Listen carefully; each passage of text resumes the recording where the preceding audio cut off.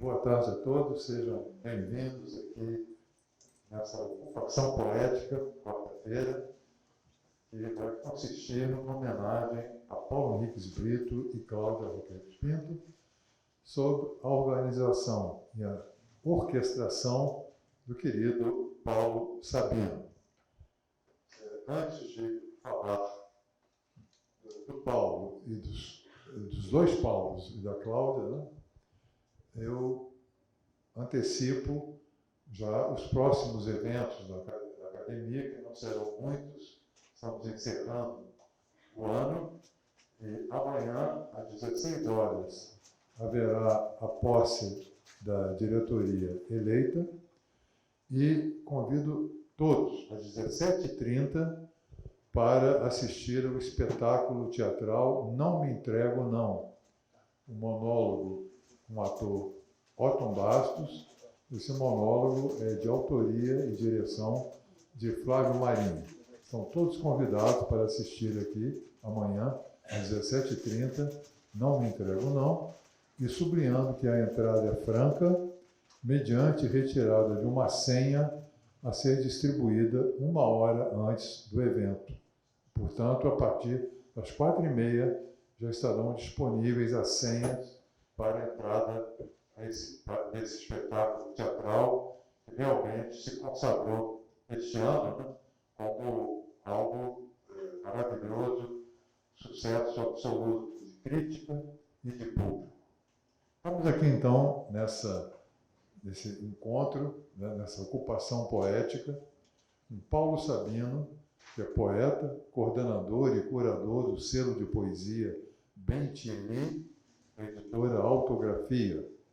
Ele é idealizador e produtor dos projetos literários Ocupação Poética, de que eu tive a honra e a alegria de participar, né, no Teatro Cândido Mendes de Ipanema, A Estante do Poeta, que eu também participei, né, no Espaço Afluentes, de Cláudia Roquette Pinto, organizador das antologias A Estante dos Poetas, editora Ibis Libris, e Poesia para Pandemia, selo Ben-Tieni. Autor do livro de poemas Um para Dentro, Todo Exterior, do selo Ben-Tieni. Combinei com o Paulo que eu próprio já faria a apresentação dos outros convidados aqui, queridos, para que depois ficasse a fluência total do evento sob o comando de Paulo Sabino. Cláudia Roquette Pinto nasceu no Rio de Janeiro, graduou-se em tradução literária pela PUC do Rio, dirigiu de 85 a 90 o jornal cultural Verve, de literatura e artes. Publicou 7 livros de poesia: Os Dias Gagos, edição da autora de 91, Saxífraga, Salamandra, 93, Zona de Sombra, 7 Letras, 97, Corolla, Ateliê Editorial 2001, com o prêmio Jabuti, Margem de Manobra, da Aeroplano 2005, Alma Corsária, da editora 34 2022, e finalista simultaneamente dos prêmios Jabuti e Oceanos 2023, e o volume com sua obra reunida A Extração dos Dias, Círculo de Poemas de 2025. Além desses, o infanto-juvenil Botoque e Jaguar, A Origem do Fogo, Língua Geral 2009, e Entre Lobo e Cão, editora Circuito 2014, com colagens e trechos em prosa. Paulo Henriques Brito é escritor, tradutor, professor de tradução, literatura e criação literária na PUC do Rio, onde cursou o bacharelado e o mestrado. Em 2022, a instituição lhe concedeu o Notório Saber. Publicou 14 livros, todos pela Companhia das Letras, salvo indicação em contrário. 8 de poesia, 2 de contos, 3 de ensaios e 1 infanto-juvenil. Antologias de seus poemas foram publicadas em inglês e em sueco, e sua obra reunida já foi editada em Portugal. Seu ensaio A Tradução Literária foi publicado em espanhol, no Chile. Na PUC-Rio, atua em 2 linhas de pesquisa: tradução de poesia e poesia brasileira contemporânea, temas principais dos artigos e capítulos de coletâneas que tem publicado ao longo das últimas décadas. Traduziu cerca de 120 autores de língua inglesa, como Dickens, Henry James e James Baldwin. Na área de poesia, entre outros também, traduziu Byron, Wallace Stevens, Elizabeth Bishop e Frank O'Hara, entre outros. Também verteu para o inglês 10 livros de autores brasileiros, inclusive Luiz Costa Lima, Flávio Susequinde e Ferreira Goulart. Não incluiu aqui que ele também se autotraduz para o inglês, né? Então podemos ter os poemas dele em mão dupla. Ganhou diversos prêmios literários, como o Portugal Telecom, que é o atual Oceanos, o Prêmio Bravo, Bradesco Prime e o da APCA, Associação Paulista de Críticos de Arte, e o da Fundação Biblioteca Nacional. E segundo ou terceiro lugar do famoso Prêmio Jabuti em 3 ocasiões. Portanto, vamos agora curtir, vamos nos deleitar com essa ocupação poética. Muito bem-vindos aqui, Cláudia, Paulo Sabino, que o Paulo aqui, que já da casa, faltou apresentar que ele é acadêmico também, né? Membro eleito aqui e empossado na nossa cadeia. Abre com você. Obrigado, gente. Meu muito boa tarde a todos e todas que estão aqui. Dizer para vocês que é uma alegria, né, estar com esses 2 amigos e grandes poetas da minha máxima admiração para fazer esse projeto. Para quem não sabe, não me conhece, prazer, eu sou Paulo Sabino, como foi dito, sou poeta e organizo e produzo esse projeto Ocupação Poética desde 2015. E até outubro de 2019 nós fizemos 20 edições, onde eu recebi muitos poetas da minha admiração, com participações especiais. Paramos devido à pandemia. E 6 anos depois, né, porque o último foi em outubro de 2019, estamos aqui voltando com o projeto. Então é um prazer imenso trazer para essa 22ª edição esses 2 craques da poesia, Paulo Henrique Brito e Cláudia Roquette Pinto. Bom, eu gostaria de fazer, antes de começar, uns agradecimentos à casa que sempre me acolheu com muito carinho, com muito respeito, e onde eu fiz muitos amigos, não é? E quero agradecer em nome dos acadêmicos Antônio Torres e Antônio Carlos Sequim, que viabilizaram a vinda do projeto para cá. Agradecer a equipe de assessoria cultural da casa, em nome da Cristiane e da Daniela, e a equipe de assessoria de imprensa. Aproveito e tomo a liberdade aqui, em nome dos homenageados também, para dedicar essa tarde a uma grande amiga acadêmica, uma pessoa que sempre me apoiou muito no meu trabalho, desde sempre, uma grande amiga, uma grande consultora, uma grande mestra, que é a Nérida Pinhon.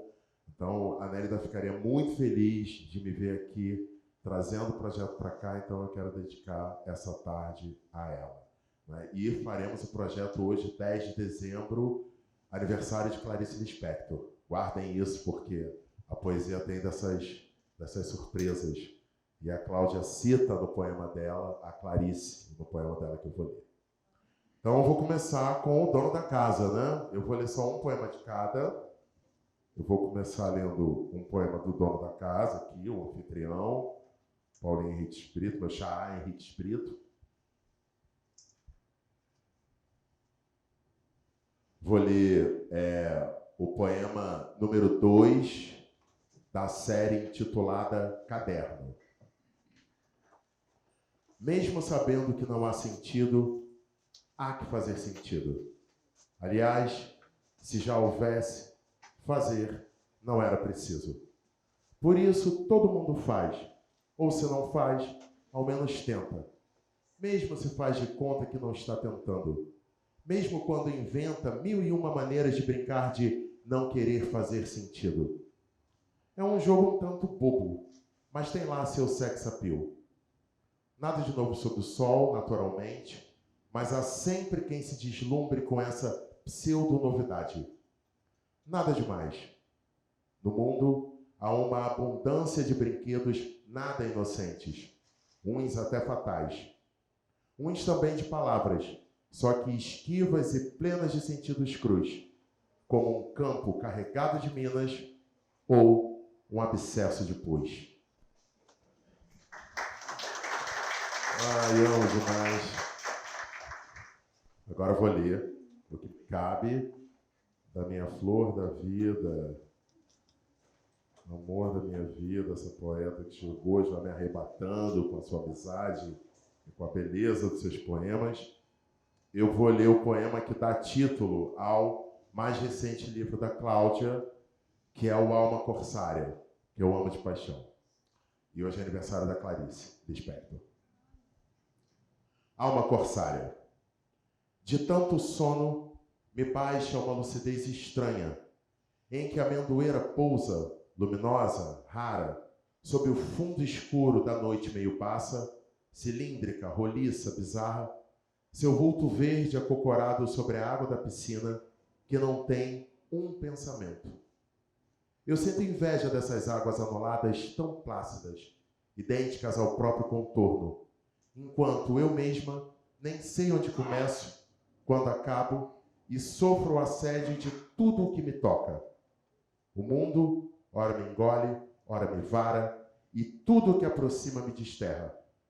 Chorei ao ver no chão da cela o botão arrancado na contenda, os óculos pisados do escritor judeu. Tenho um coração que estala com o peteleco das palavras de Clarice.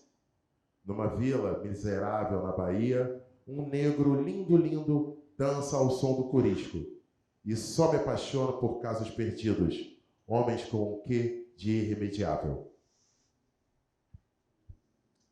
Mais de uma vez, imóvel, circunspecta, vi abrir-se a máquina do mundo, sob a luz inclinada de Ipanema, na Serra da Bocaina, no meio da floresta, no alto da escada no topo do morro, por onde a moça sequestrada vinha subindo debaixo das lágrimas do pai. Mais de uma vez, meu coração trincou feito vidro diante da página impressa. E sempre que a palavra justa vem tirar seu mel de dentro da copa do desespero de amor. Acredito, do fundo das minhas células, que uma amizade sincera é o único modo de sair da solidão que um espírito tem no corpo. Sim, eu acredito no corpo. Por tudo isso é que eu me perco em coisas que nos outros são migalhas. Por isso navego, sóbria, de olho seco, às madrugadas. Por isso ando pisando em brasas até sobre as folhas de relva, na trilha mais incerta e mais sozinha. Mas se me perguntarem o que é um poeta, eu daria tudo o que era meu por nada, eu digo, o poeta é uma deformidade.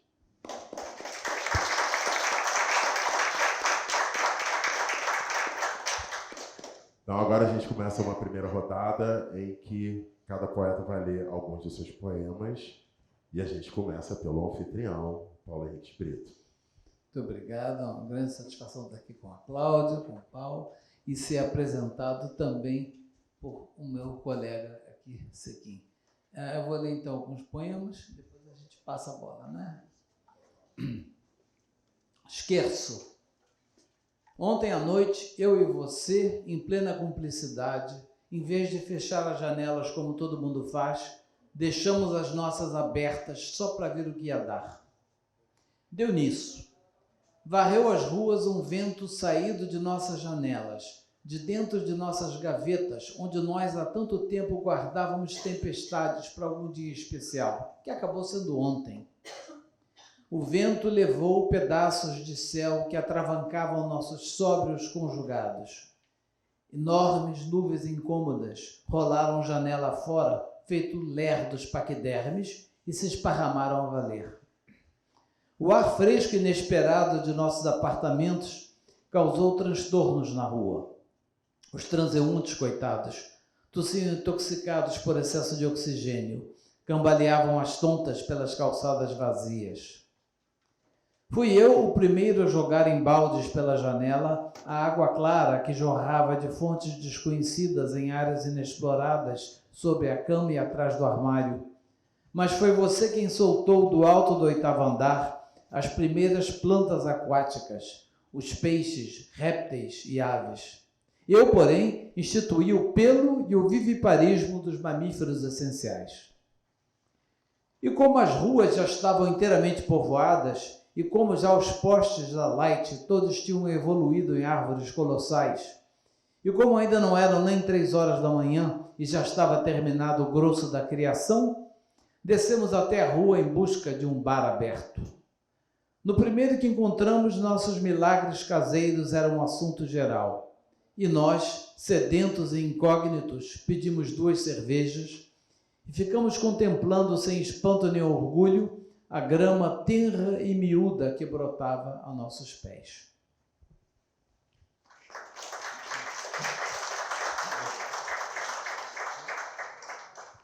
Esse aí eu escrevi com 20 anos. É o mais antigo. Está em ordem mais ou menos cronológica. Agora vai ler um ciclo de 5 sonetos, bem no espírito de, como vocês vão perceber logo no começo, bem no espírito de Petrarca e Camões. Eles não são numerados, eles são datados. O nome do ciclo é Até a Segunda Ordem. 10 de outubro. Até segunda ordem estão suspensas todas as autorizações de férias, viagens, tratamentos e licenças. É hora de pensar em coisas sérias.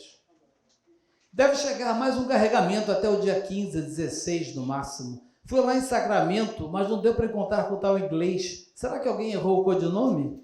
Confere aí com quem organizou o negócio todo. Bem, amanhã a gente se fala, que agora a fome está apertando. Ah, o padre adorou o canivete suíço de Taiwan. 9 de novembro. Tudo resolvido. O campo de pouso até que é razoável, mas o tal de Carlão, hein? Vou te contar. É nervoso, não sei, parece que sofre de mal de Parkinson ou coisa que o valha. Mas esse é o de menos. O pior é que o almirante, desde terça, tomou chá de sumiço. Não sei que fim levou. É preocupante. Chegou a encomenda de Lisboa. O número é 318. A senha, o olho esquerdo de Camões não vale uma epopeia. Essa é boa. Não aguento mais ter que jantar biscoito. No mais, tudo bem. Aguardo instruções. 21 de dezembro. Sim, recebi a carta do João, só que o seu telefonema da sexta já havia alterado a situação completamente. O Bento é uma besta, mas você também. Nessas horas é que se vê que falta faz um profissional. Você nunca vai ser como era o Alex. Mas deixa isso para lá. O principal é que o negócio está de pé ainda. O que não pode é pôr tudo a perder a essa altura do campeonato. Não diga nada a dona Arminda. Toma cuidado, conto com você. Aguarde o nosso próximo contato. 12 de janeiro. Por que ninguém me deu um aviso? Para que serve essa porra de bip? Assim não dá, que falta de juízo, sei lá. Eu lá era em bip dando duro e vocês aí de pândega. O deputado, é claro, virou bicho e não vai mais ajudar lá na alfândega. Meses de esforço jogados no lixo. E agora? E o alvará do Três Irmãos? E os $10.000 do Mr. Wallaby? Não vou nem falar com o Dr. Felipe. Vocês que aguentem o tranco. Eu lavo as mãos. Se alguém me perguntar, eu tenho um álibi perfeito. Eu estava lá em Erembipe. 19 de janeiro. Até esta chegar às suas mãos, eu já devo ter cruzado a fronteira. Entregue, por favor, aos meus irmãos os livros da segunda prateleira. E aquela moça dos 14 dígitos, o embrulho que ficou com teu amigo. Eu lavei com cuidado o disco rígido. Os disquetes de backup estão comigo. Até mais. Heroísmo não é a minha. A barra pesou. Desculpe o mau jeito. Levei tudo que coube na viatura, mas deixei um revólver na cozinha com uma bala. Destrua este soneto imediatamente após a leitura.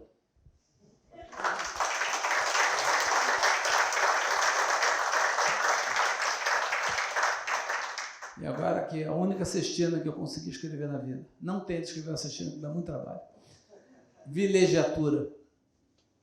Munidos de maçãs, lápis e fósforos, conquistaremos Nínive amanhã, se não der praia e a noite for de sono.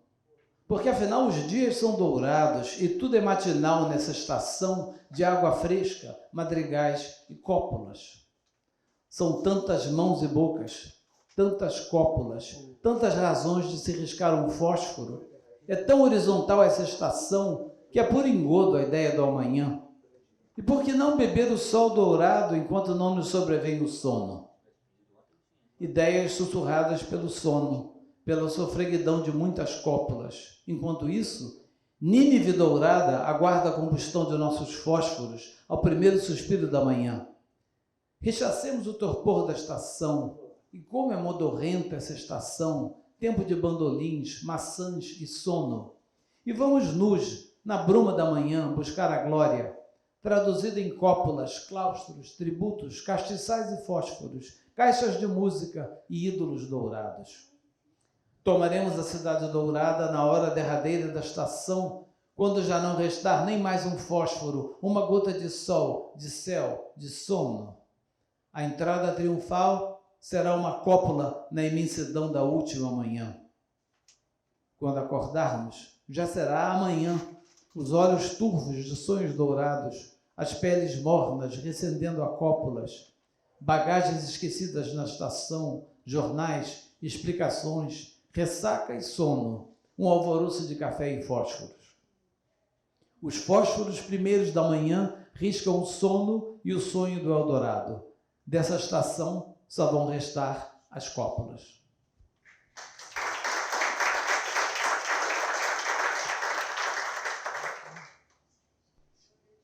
Esqueci, desculpa. Sonetilho de verão. Traído pelas palavras, o mundo não tem conserto. Meu coração se agonia, minha alma se escalavra. Meu corpo não liga, não. A ideia resiste ao verso, o verso recusa a rima afronta a razão e a razão desatina. Desejo manda lembranças. O poema não deu certo, a vida não deu em nada. Não há Deus, não há esperança. Amanhã deve dar praia.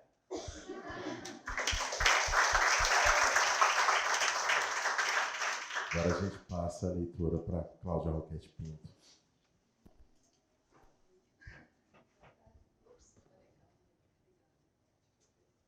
Boa tarde a todos. Eu queria começar agradecendo a todos esses maravilhosos acadêmicos que estão aqui, nos prestigiando hoje ao público, uma quarta-feira calorenta, né? Enfim, final da tarde, no Rio de Janeiro.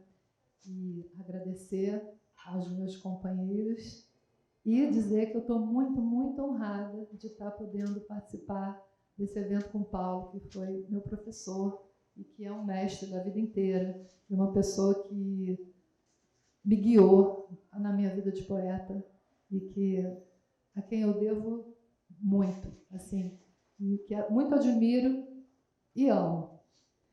Dito isso, eu vou começar com os poemas. Eu estou lendo na ordem cronológica. Esse livro que saiu esse ano, ele é uma reunião dos meus primeiros 6 livros. Isso. Tem um que está aqui que eu já vou mostrar. Esse poema aqui também foi daquela leva que eu mostrei para o Paulo, no começo, lá na PUC. E, enfim, acabei publicando quando eu tinha 27 anos no Paulo. Isso. Gênesis. Vocês estão me ouvindo bem? Então, está agradável o meu volume? Então, tá bom. Gênesis. Ninguém diz, cor de mormaço teu pelo, nem das amêndoas sabem o talismã. Um hall de hotel e o maître toma arsênico. Viludo espasmo tem o mesmo efeito. No beco, vi umas bananas ardendo, um álcool que rimava com o veneno. Os dias maduravam sortilégios, os meses no meu rosto, feito vento. Às vezes, lapsos dentro do semestre, e o azul pulverizado das manhãs queimavam nas artérias sol e éter. Eu, 17,5, etc., qualquer palavra que valesse a pena, o fogo em plena praça, esse poema.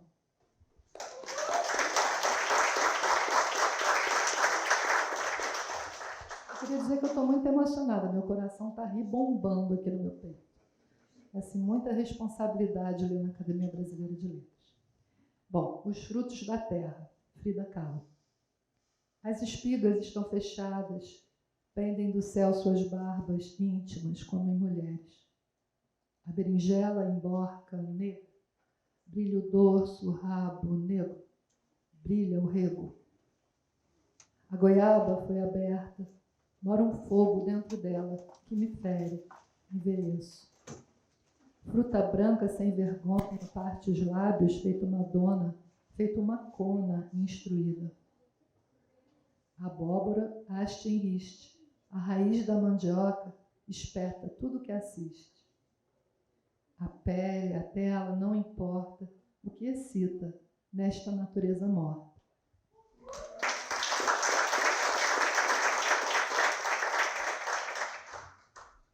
Agora um poema que os poetas costumam gostar. Cadeira em Míconos. 1. Nela não se auréola nem é falsa a ideia que dela se alça, como fogo da lenha. Um grego, aliás, quem a aprisionou como um inseto, sobre a camurça conceito. Na língua, terceiro objeto, menos cadeira se a escrevo. Tampouco devo, se a quero, nos arrabaldes das sílabas, buscar madeira de mobília. Preciso, para que a tenha, adestrar meu negativo ao branco contíguo da parede, aurila como figura, literal, modo de Éden, nua, entre lençóis de cal. 2. Ícaro sem penas, noiva muda, em sendais de secagem rápida, quadrúpede engendrado para solidões.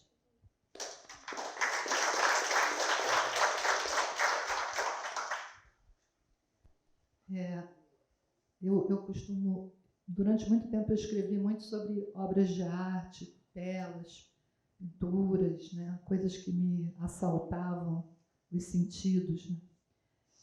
Esse poema foi escrito a partir de um quadro, de uma tela. Paulo sabe disso, né? Até queria que eu dissesse, eu nem me lembrava mais, ele me pediu outro dia para dizer onde que tinha surgido. Estava estudando em sala de aula o seu poema e queria saber qual era o quadro. E eu não lembrava, fiquei, esse, aquele, porque era um abstrato, tá bom, gente? Então também não é tanto assim. Últimas flores. Não saltam, nem sobrepõem-se ao fundo escuro. Sua vertigem, cinza, virgem, emergindo em rosa espúrio, dança na superfície, aspira a longitude. Elas sobem, como se talos não atassem ao fundo a água assombrada que o vaso lúcido finge discernir. Sobem, e as 3 últimas, plenas de ar, explodem o limite da tela. Digo ao resíduo amarelo tombando junto com os olhos, no último segundo, sobre o suposto vidro. Nunca mais olhar as rosas sem ferir-nos.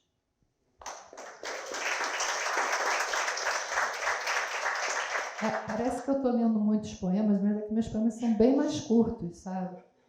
Então, eu cronometrei lá em casa. Esse é o último desse 7, né, Paulinho? Então, vamos lá. Qual que é mesmo o princípio da...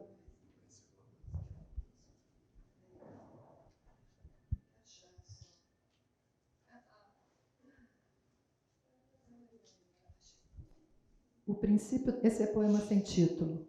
O princípio da poesia. Mentira, é sem título. Opa, vamos lá. O princípio da poesia, nas dobras de uma palavra, viés de dulcíssima rosa, onde pousa o pólen do nada. Fuso de prata que a mão, submergindo, ilude-se agarrar. Rosto de relance, perdido, definitivo, na cidade, na avalanche. Ácido, má viagem, vertigem ciclotímica de anular-se.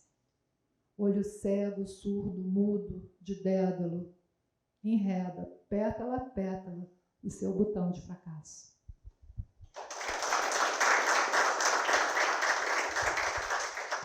Agora a gente começa uma segunda rodada Mas vai rolar um troca-troca agora, literário.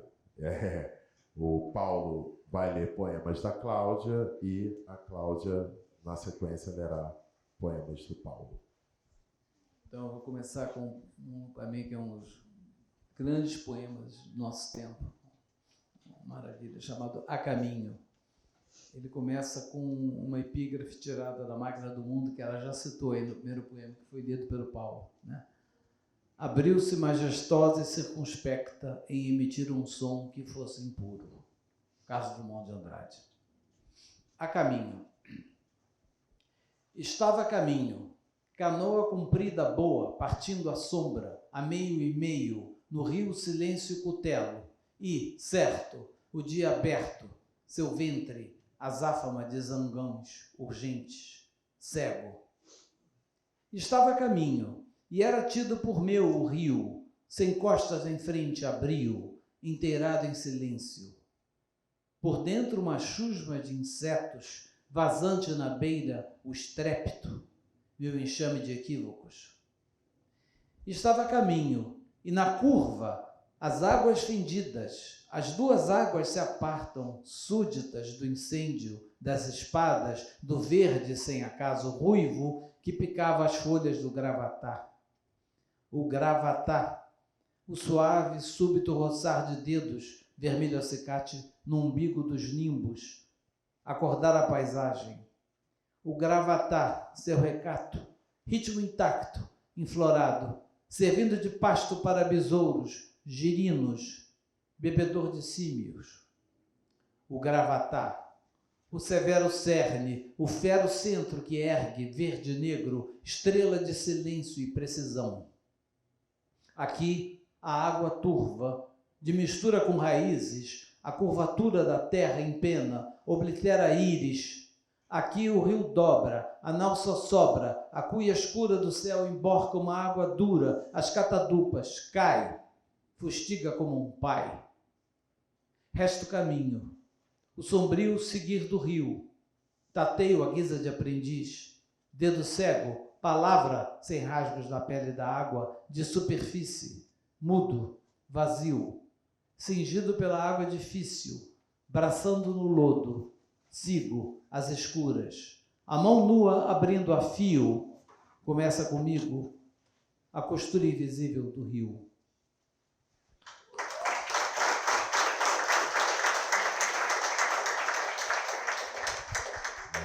Tem uma coisa Guimarães Rosa, forte, né? É uma coisa. Terceira margem do rio, né? É lindo demais. Eu dou uma aula inteirinha, são 2 horas de aula só para analisar esse poema. Tabelas, mais tabelas. Guimarães, Milton Nascimento, era nascido do diabo a 4. É uma loucura. Caetano. Feta accompli. Antes que houvesse ou vice-versa os céus de Nice, antes que Florença me invadisse a bicicleta, abrisse os zíperes da tardinha, Venice Beach, antes que a mão cúmplice no rink em Viena descobrisse a nova língua, perna a perna, antes Vance, antes Cacos de Matisse, alguém ergueu um verso liso, sem indício de andaime, e nem por isso tinha pisado um hall de hotel. E a título de curiosidade, eu escrevi esse poema para o Carlito Azevedo. A gente se conheceu milênios atrás. Bem, agora eu vou ler 2 poemas sem título do Corolla, esse livro dela que ganhou o prêmio. O dia inteiro perseguindo uma ideia. Vagalumes tontos contra a teia das especulações e nenhuma floração, nem ao menos um botão incipiente no recorte da janela empresta foco ao hipotético jardim. Longe daqui, de mim, mais para dentro, desço no poço de silêncio que em gerúndio vara madrugadas, ora branco como lábios de espanto, ora negro como cego, como medo atado à garganta. Seguro apenas por um fio, frágil e fícil, ínfimo ao infinito, mínimo onde o superlativo esbarra. E é tudo de que disponho, até dispensar o sonho de um chão provável, até que meus pés se cravem no rosto desta última flor.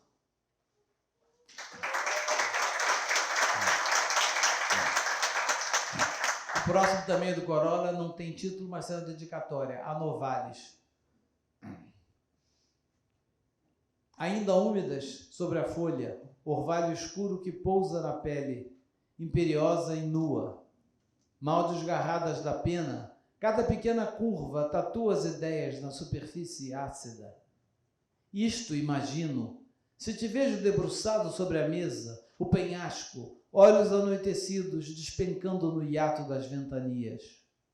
Isto, enquanto imprimo os teus hinos à noite nestas folhas ordinárias, palavra por palavra coagulando na brancura ininterrupta, saídas da boca da máquina, como uma carta pela fenda da porta, 200 anos mais tarde e úmidas ainda.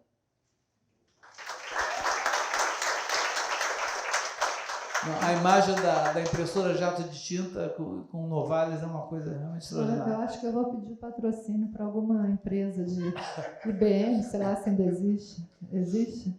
Bem, agora eu vou ler o único poema que nos últimos 20, 30 anos, publicado no Brasil, causou assim, um impacto imediato, foi, assim, reações de todos os tipos, artigos. É um poema extraordinário, realmente. Não, foi uma loucura, mas o poema é muito impactante. Quem não conhece é uma porrada. Bem dada. Sítio. O morro está pegando fogo. O ar incômodo, grosso, faz do menor movimento um esforço, como andar sob outra atmosfera, entre panos úmidos, mudos, num caldo sujo de claras em neve. Os carros no viaduto engatam sua centopeia. Olhos acesos, suor de diesel, ruído motor, desespero surdo. O sol devia estar se pondo agora, mas como confirmar sua trajetória debaixo dessa cúpula de pó, este céu invertido? Olhar o mar não traz nenhum consolo. Se ele é um cachorro imenso, trêmulo, vomitando uma espuma de bile e vem acabar de morrer na nossa porta. Uma penugem antagonista deitou nas folhas dos crisântemos e vai escurecendo dia a dia os olhos das margaridas, o coração das rosas. De madrugada, muda na caixa refrigerada, a carga de agulhas cai queimando tímpanos pálpebras.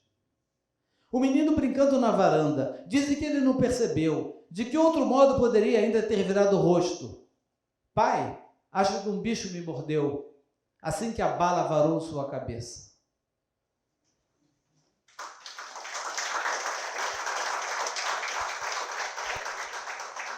Eu sei que esse é um poema difícil de aplaudir, né? Não, a primeira vez que eu li, fiquei estarrecido uns 30 segundos olhando para o papel, assim. Realmente extraordinário. São na Inimigo Rumor, na revista. Eu me lembro que quando eu li, ele é do Margem, né? Ele é do Margem de Manobra, ele abre. Sei, Paulinho, eu tô tão Zezé aqui. Eu acho que ele abre o Margem de Manobra. Margem de Manobra, primeiro poema. Pronto, eu me lembro que eu li, fechei, fiquei uns 10 minutos assim, aí abri de novo, li de novo, fechei, fiquei muito Eu sou impactado. engraçado porque brigaram tanto comigo por causa desse Nossa, poema. ela foi pichada, criticada, lugar de fala errado, aquelas coisas todas. Poeta burguesa, culpa burguesa. Eu li no jornal essa notícia do menino. Vamos lá. Agora um poema erótico da Cláudia. A Cláudia ela é brilhante nos poemas eróticos. Homem, modo de abrir. Com os lábios e com a língua e qualquer palavra que sirva para a imagem a ser descascada. Uva túrgida, autossuficiente, súbita inclinando-se ao verter do próprio sumo, se adequadamente envolta pela boca sábia que adivinha, conhece? A concentração de urgência e doçura dormindo agora, ali.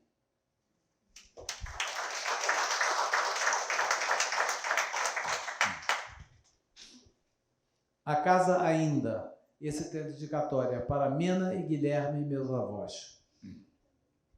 Ainda a casa ainda arde, ígnea, erguendo-se, enquanto a tarde finge ser a mesma.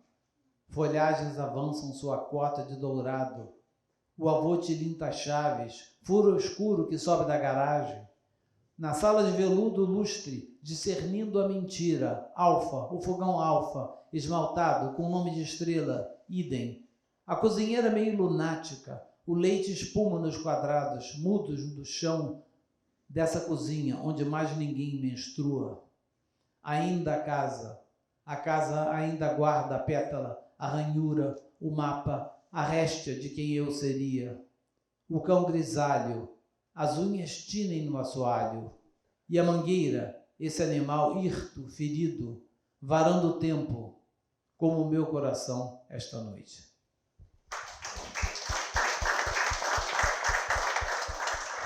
Maravilha. Agora a gente vai para Claudinha lendo os poemas do Paulo. Agora é a vingança. Agora sim. 2 bagatelas. 1. O que conheço de mim é quase só o que sei. E o que sei é quase só o que não quero saber.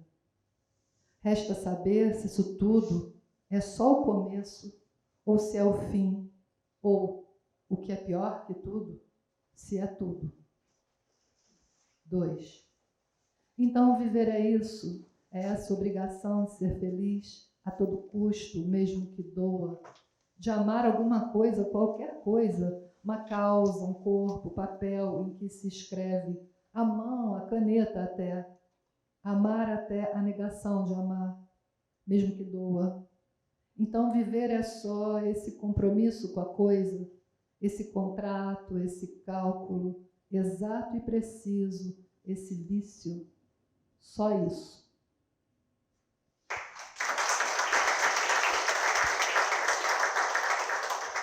Caramba, Paulo Henrique Brito. Piada de câmara.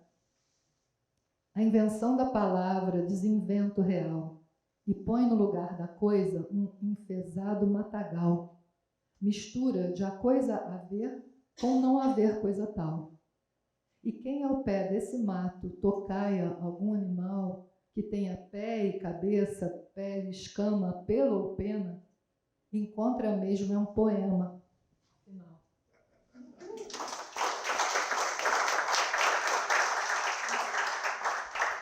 É empolgante a poesia do Paulo, gente. E vocês não têm noção. Eu estou com 62 anos, vou fazer uma breve digressão. E eu entrei na faculdade com 17 anos. Então, vocês imaginam esse arco de uma vida? Quando que eu ia imaginar que eu ia estar na ABL lendo poemas do meu professor Máximo, entendeu? É uma coisa assim, é muito emocionante, por isso que eu estou tão exaltada. Dos rios. Os rios foram feitos para fugir, cada um de sua própria condição, de ser líquido e linear, perene e ao mesmo tempo efêmero, lírico e econômico, pois que recurso natural, único e múltiplo, imóvel, mas fluente, ou simplesmente fluvial. Mas por isso, e felizmente, tão somente por isso, os rios foram feitos para fugir, fluir, não para analisar, nunca para analisar, para fugir.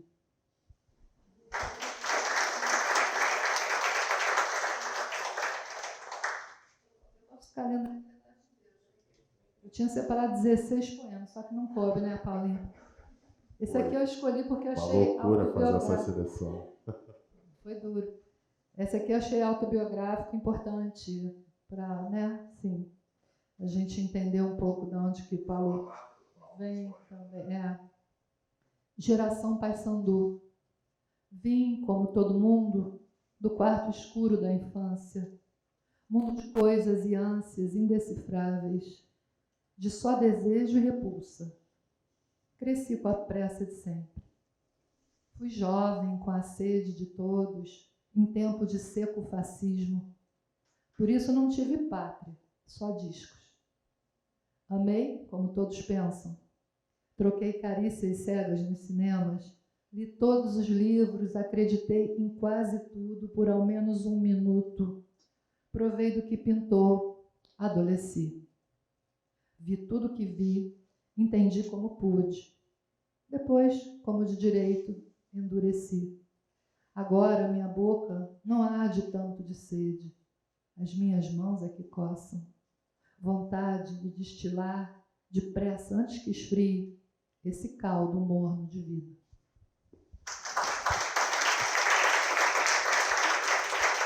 Você sabe quem amava esse poema seu? Que dizia que esse Geração Paysandu é um dos grandes poemas seus, que era absolutamente louco por ele? O Cícero, o Antônio Cícero. Ele amava esse poema, sempre dizia para mim isso. Paulinho, Geração Paysandu, para mim, é a obra do... Porque também era Geração Paysandu. É, autorreferência, né?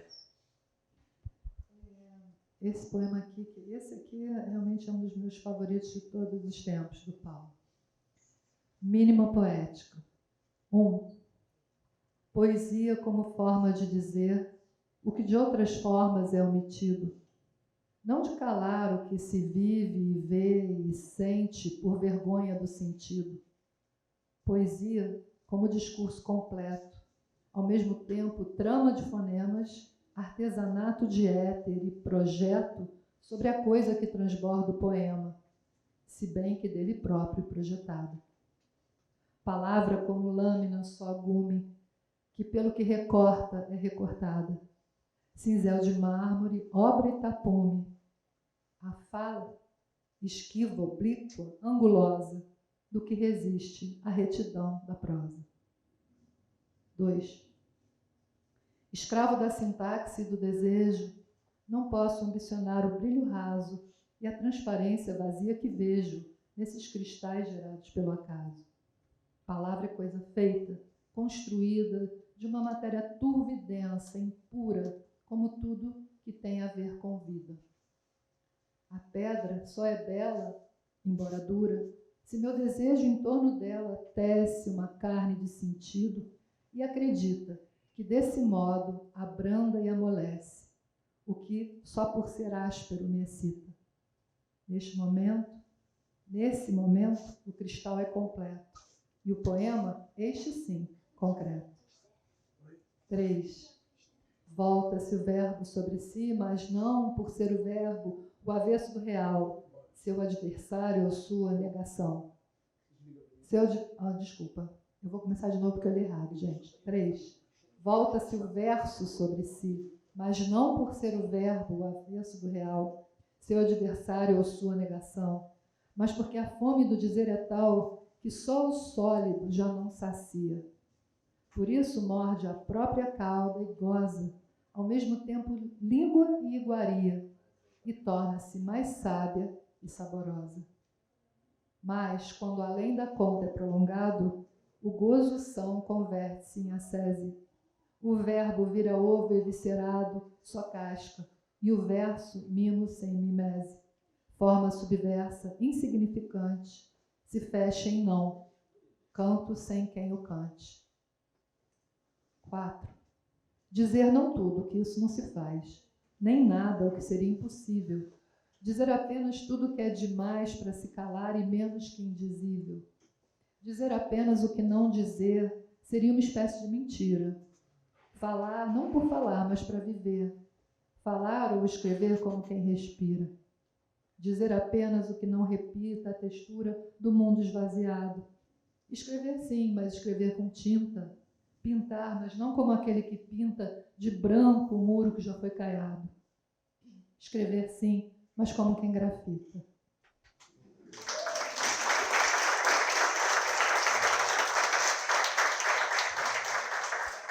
Tem mais, gente. Vocês não perdem por esperar. Espera aí. No alto. 1. Esse rosto que me olha de esguelha, talvez para não ser reconhecido, não é o mesmo que ontem vi no espelho. O rosto familiar de um velho amigo, que desde sempre eu via à minha frente e que, no entanto, agora anda sumido.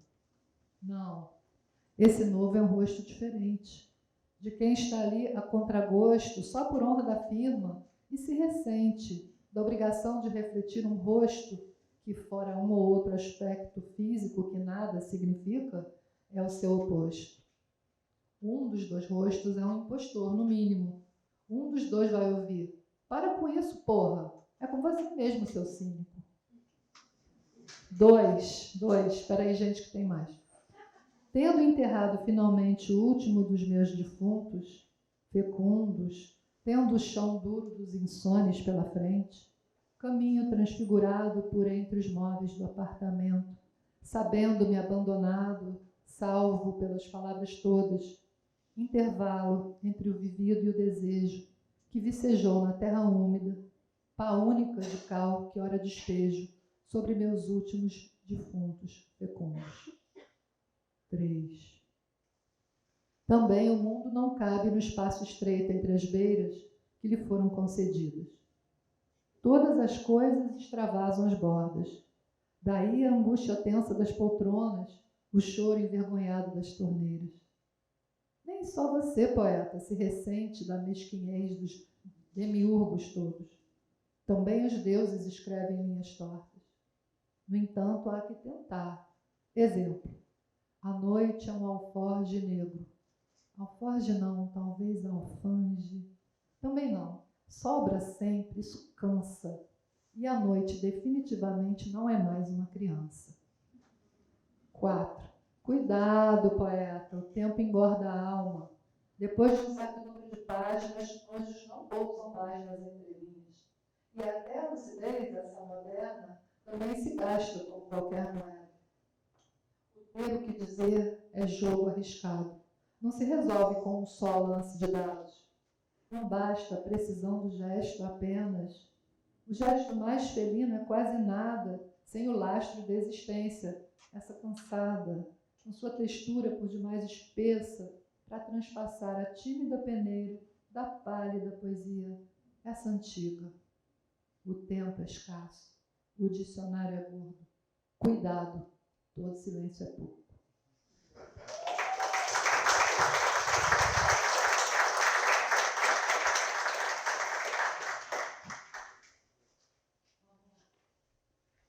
Ossos do ofício. O que se pensa não é o que se canta. Difícil sustentar um raciocínio com a rima atravessada na garganta. Mesmo o maior esforço não adianta. Da sensação à ideia há um declínio, e o que se pensa não é o que se canta. Difícil, sim, e é por isso que encanta. Há que sentir. E aí está o fascínio, com a rima atravessada na garganta. Apenas isso justifica tanta dedicação, tanto autodomínio. Se o que se pensa não é o que se canta, mesmo porque, constatação que espanta qualquer espírito mais apolíneo, a rima atravessada na garganta é o trambolho que menos se agiganta nesse percurso nada retilíneo, ao fim do qual se pensa o que se canta, depois que a rima atravessa a garganta.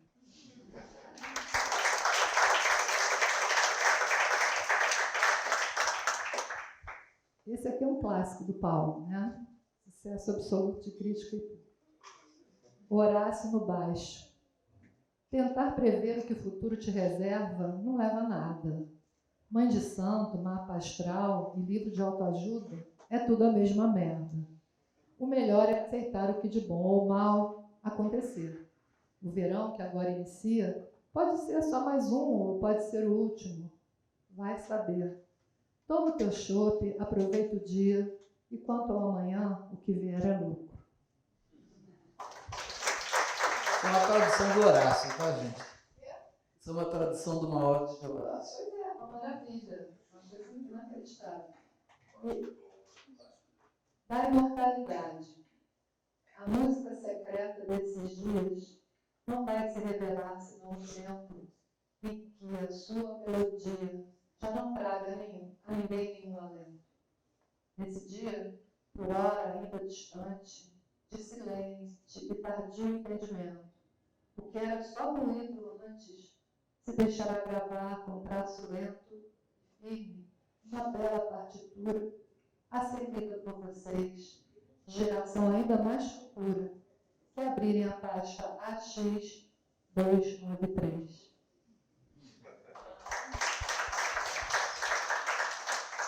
Aqui, então fechamos essa parte. Mas aí, Zequinho, tô ligado, viu? Tô na coisa do tempo, tô aqui. E aí eu vou dizer a vocês, meninos, nós temos agora 6 minutos para encerrar.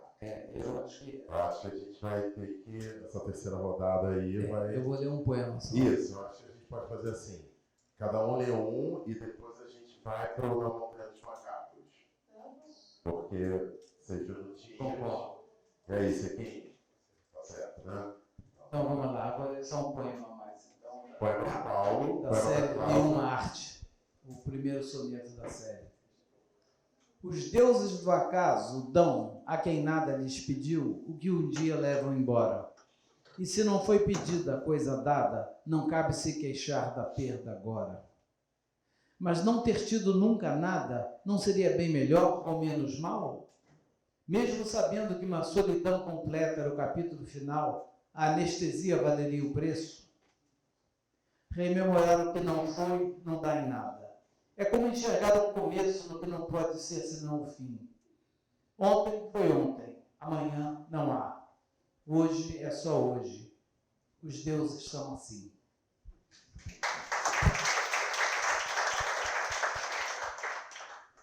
Aos 57.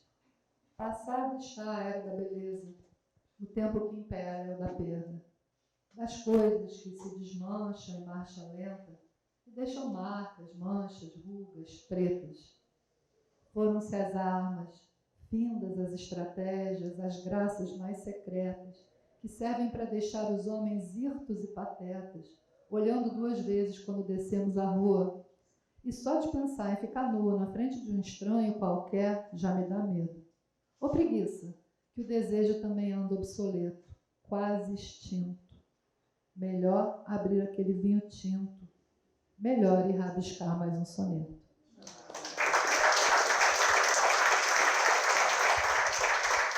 Agora a gente vai fechar com uma coisa que, assim, eles estão criando um clássico entre eles, entendeu? Porque eles fazem uma leitura conjunta de um poema da Cláudia que o Paulo ama de paixão e que realmente ele é feito para 2 vozes, não é? São 2 personagens, são dois personagens do poema e eles vão fazer essa leitura juntos. O poema é composto em prosa. A fala da mulher é em itálico e a fala do homem é em redondo. Peraí só um minuto que eu não sei. Acho. Lê o título você, Paulo. Eu? O título você lê, ela lê a mulher, eu lê a parte do homem. Então, Na Montanha dos Macacos, Aridadã, Vietnã. Jó, essa noite eu descobri tudo o que eu precisava saber para tirar você da minha vida para sempre. Eles eram muitos, mas estavam descalços. Até agora eu não sei de onde foi que eles saíram. É nesse dia, 7 de dezembro de 1970, que eu me liberto do seu feitiço. Viam com aqueles olhinhos pesados, brilhando de um jeito esquisito. Você perdeu, meu amor, você perdeu nós dois. Parecia um exército de crianças alucinadas. E vai acabar igualzinho ao cara que você mais odeia, seu pai. Uns pigmeus ferrados. Vai pro inferno, você igual a ele merece a mesma vida fodida. Só de olhar me dava calafrio. Ai, meu amor, aquelas fotografias de nós dois. Aí um deles partiu para cima de mim. A praia, os poços, as pedras. Eu meti a baioneta na barriga dele. O museu, aquelas artes. 1, 2, 3 Os vezes. cisnes. Os caras, eles tentavam me segurar. Ai, Johnny. Eu estava ligado.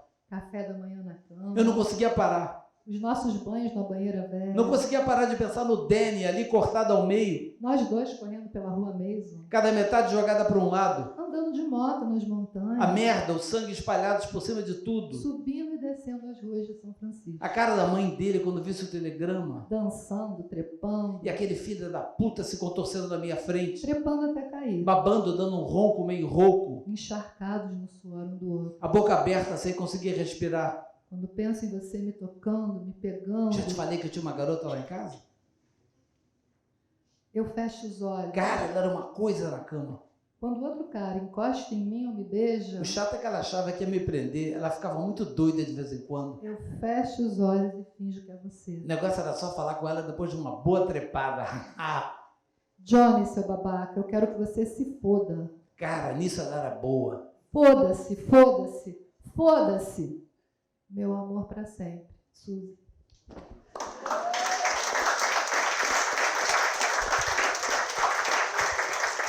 Gente, quero agradecer, terminamos.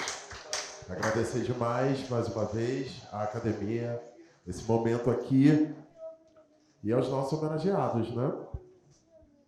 A gente tinha pensado em fazer pergunta, mas acho que não vai dar tempo, né? Não. Pois é. Então, Calculamos mal. fica para uma próxima. Obrigado, gente. Uma ótima Obrigada tarde. pela presença. Valeu.